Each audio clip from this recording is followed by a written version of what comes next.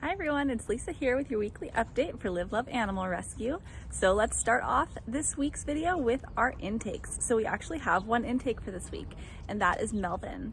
Melvin is from the Downey shelter. Now, the Downey shelter is very, very full right now, and Melvin was on the red list just because they're full, not for any fault of his own, and just because he's a big dog. So the reason that we were able to step in and save his life was because of his dedicated foster mom, Tamara. So thank you, Tamara.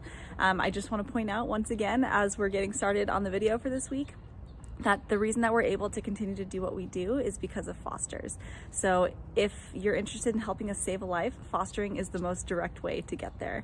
At the end of the video, of course, I'll recap all the other ways that you can get involved, but fostering is number one. So if you're interested in fostering, please visit our website, liveloveanimalrescue.org/foster. You can read our FAQ, you can read our foster training manual, and you can see dogs that are in need of foster. And then if none of those dogs work for you, then we can potentially find a match at a local shelter and save a life that way. So please consider fostering. All right, let's talk about adoptions and foster to adopts. So we didn't have any dogs going on foster to adopt this week, but we did have 2 adoptions finalized, 2 of our puppies, Tomato and BunBun. For medical this week, we have a couple highlights. So starting off with Oscar. Oscar is the little guy that was found by animal control discarded in a dumpster, and he was very emaciated. He was unable to walk. So this past week he had a vet visit, he had his blood work done, and so the vet was able to compare the blood work that they did to the blood work that was done at the shelter, and we're seeing a lot of progress there, which is great. So we're gonna do blood work again in another couple weeks to make sure that we're on the right track, and we're hoping to have him gain 1 more pound so that he can be up to his normal healthy body weight. And of course, we'll be keeping a close eye on his progress, and we'll share updates as we have them. So please keep an eye on our social media. Our next medical highlight is Chuck. So Chuck we took in last week from Downey Animal Care as well, and he went in this week for his checkup. So he's currently on antibiotics for an upper respiratory infection, and that's really super common in shelter environments just because of the close quarters. So nothing too concerning. He also had some blood work so that we can get him ready for his neuter, and he's got some dry skin stuff going on that we think is probably old healed stuff from an allergic reaction that he probably had, most likely related to fleas. And then it looks like he has an old injury in one of his eyes that's healing up as well. So overall, he's in pretty good health, and we're just going to continue to keep him on the path towards being 100%. Next up, we have Lovely. She's our senior Shih Tzu who was rescued with the severe case of bladder stones. So we just got her urinary stone analysis results back, and those stones were primary struvite, and that means that they usually come about as a result of infections. So the good news with that is that they're unlikely to recur as long as we keep her on special diet and make sure that we're being proactive with it. So she's been listed for adoption. If you are interested, please submit an application.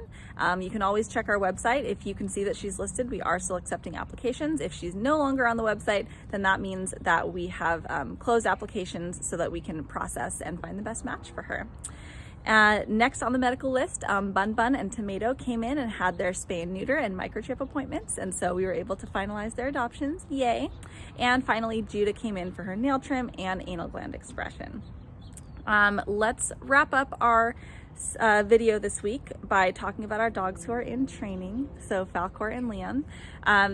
As we've mentioned in weeks past, Falcor and Liam are dogs that have a little bit higher than average training needs than the typical dog, but with the fact that they've both been in boarding and training situations for several weeks to several months at this stage, they have a really good, solid, manageable plan hammered out that should be easy for you to get from the trainer to be able to integrate it into your own life and situation. Both Falcor and Liam are probably best as only dogs, but could be in a crate and rotate type of situation, and may even be able to start coexisting with the muzzle as a tool to make sure that there's safety all the way around. So if you're interested in learning a little bit more about how you can get involved with training, please reach out to us.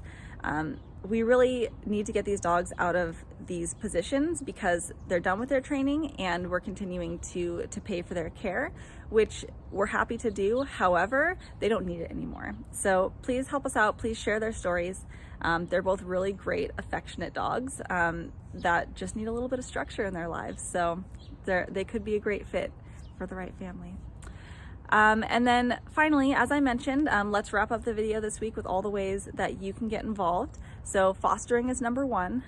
If you can foster a dog for a couple of months, then please reach out to us. That's the first thing. Of course, sharing our dog stories is super important. Our adoptable dogs always need more exposure, and our dogs who need fosters could also use a little bit more exposure. So please share their stories on social media. You can post to your Instagram stories. You can share on Facebook. You can email people. You know what? Whatever works for you, go ahead and do that. Text a link. Just go for it. As always, donations are very gladly accepted. We accept monetary donations through Venmo, through PayPal, through our website, through our Instagram, through our Facebook. So you've got lots of ways that you can donate. And then of course, if you'd like to donate physical items, you can take a look at our Amazon Smile wish list. You can take a look at our Cuddly campaigns, which really outline the story of each of our rescue dogs that need a little bit of extra support. So please check those out, and you can share those directly as well. So yeah, thank you once again. We really appreciate all the support, and we really would love to come up with more creative ways for you to get involved. So if there's something that's just like burning a hole in your heart and you want to help with something, please reach out and we'll see if we can plug you in somehow. And you know, that would be super cool. So thanks again. See you next week, everyone.